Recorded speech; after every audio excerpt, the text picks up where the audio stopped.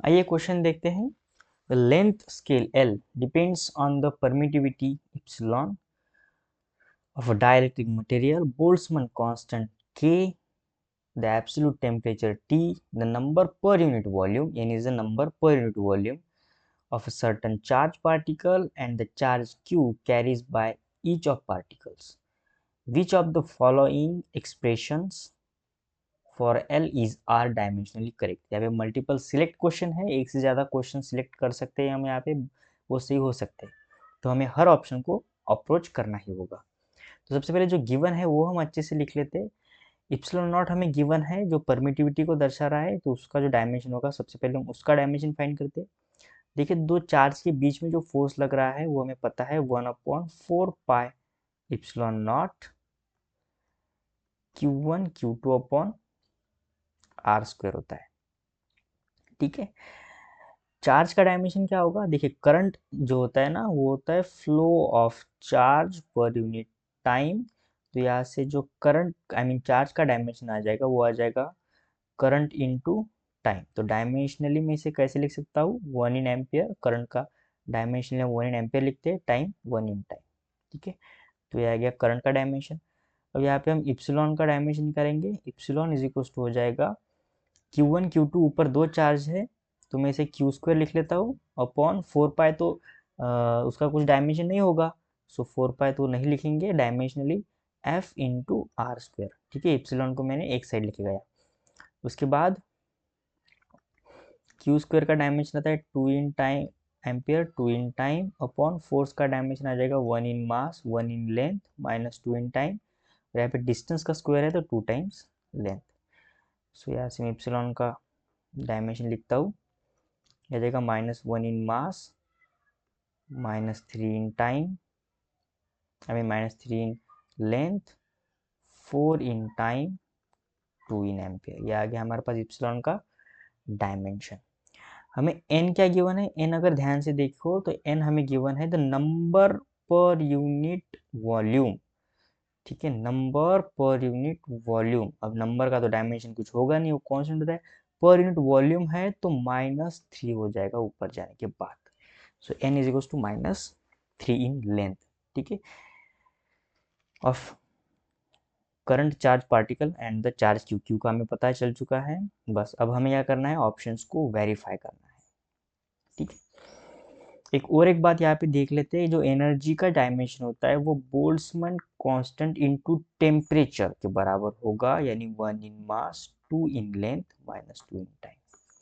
इसे मैं नंबर दे देता हूँ। ये देखो, फर्स्ट चार्ज का डायमेंशन, ये सेकंड है एप्सिलॉन का डायमेंशन, ये है थर्ड एन का डायमेंशन, और ये है फोर्थ किसका डायमेंशन है? एनर्जी, यानी बोल्ट्जमैन कांस्टेंट इनटू टेम्परेचर का डायमेंशन। बाकी लेंथ का डायमेंशन में पता है, क्यू का भी पता चल चुका है, सभी का वैल्यू पता चल चुका है।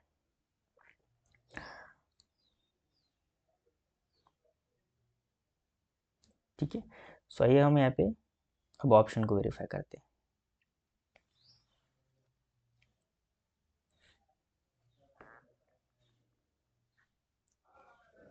सो फर्स्ट ऑप्शन को सबसे पहले हम देखेंगे यहाँ पे L is equals to under root है, तो मैं अंडर रूट को पावर हाफ लिखूंगा, N Q square upon epsilon not K B T, और इसका पावर है हाफ। सो एन का डायमेंशन पुट करेंगे सबसे पहले, कितना है? -3 in लेंथ। क्यू का डायमेंशन पुट करेंगे, क्यू स्क्वायर है तो 2 times ampere, 2 times time upon epsilon का डायमेंशन पुट करेंगे -1 in mass, -3 in length, 4 in time, 2 in ampere. के बी टी यानी एनर्जी की इक्वल हो गया है 1 in mass, 2 in length minus 2 in time, और इसका जो पावर है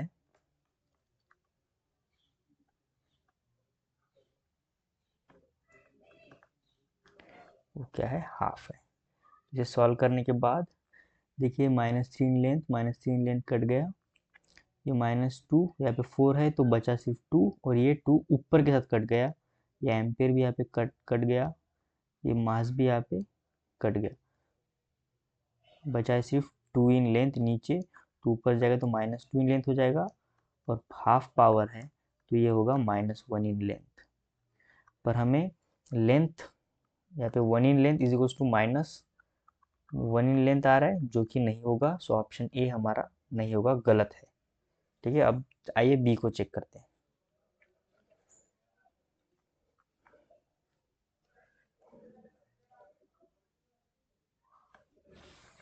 यहाँ पे मैं ऑप्शंस को यहाँ पे कॉपी कर लेता हूँ।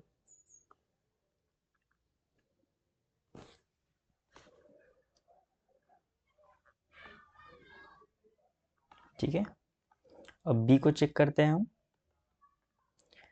एल इज इक्वल टू, देखिए यहाँ पे ई नहीं है, एप्सिलॉन है। यहाँ पे एक बात यहाँ पे समझनी होगी आपने, यहाँ पे एप्सिलॉन होगा ये। ठीक है, एप्सिलॉन नॉट। सो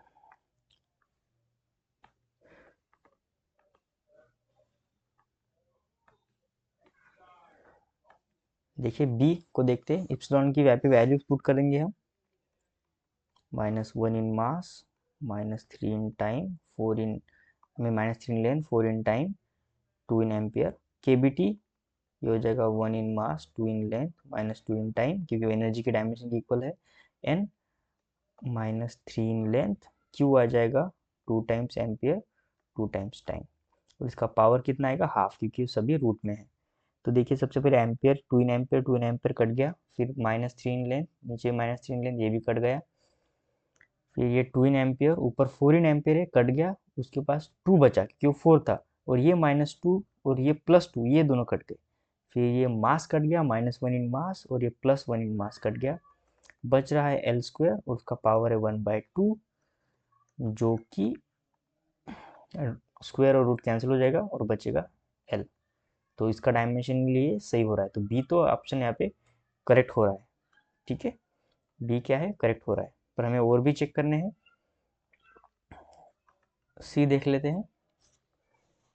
ठीक है, लेंथ क्यू स्क्वायर है यहाँ पे, तो क्यू का ये रहा डायमेंशन अपॉन इप्सिलॉन।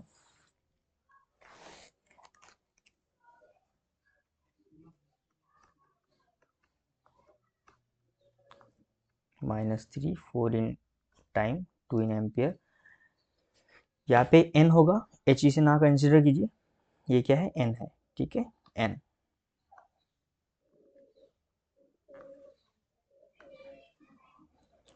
सो एन कितना है, एल -3, पर उसका पावर यहाँ पे ऑलरेडी गिवन है 2/3। उसके बाद केवीटी है 1 in mass, 2 in length, -2 in time, power आएगा 1/2। तो ये देखो plus M minus M cut जाएगा। फिर ये एम्पियर, एम्पियर कट जाएगा। ये 2 इन टाइम और नीचे 4 टाइम है, वो कट जाएगा, बचेगा 2। और ये -2 और +2, ये टाइम भी कट जाएगा। अब नीचे क्या बच रहा है, 1/, -3 इन लेंथ, और ये लेंथ को सॉल्व करने के बाद आ जाएगा -2, पावर 1/2।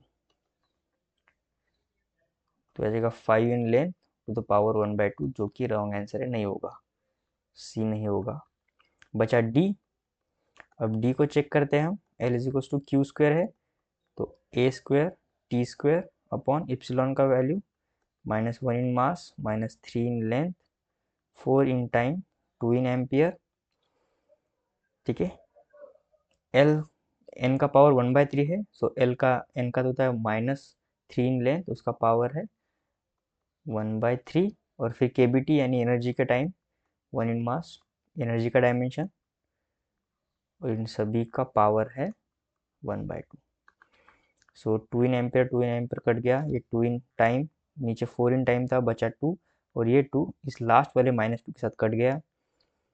फिर ये मास नेगेटिव, यहाँ पे पॉजिटिव, ये कट जाएगा। क्या बच रहा है, -3 लेंथ बच रहा है। यहाँ पे -1 लेंथ है, और यहाँ पे 2 लेंथ है।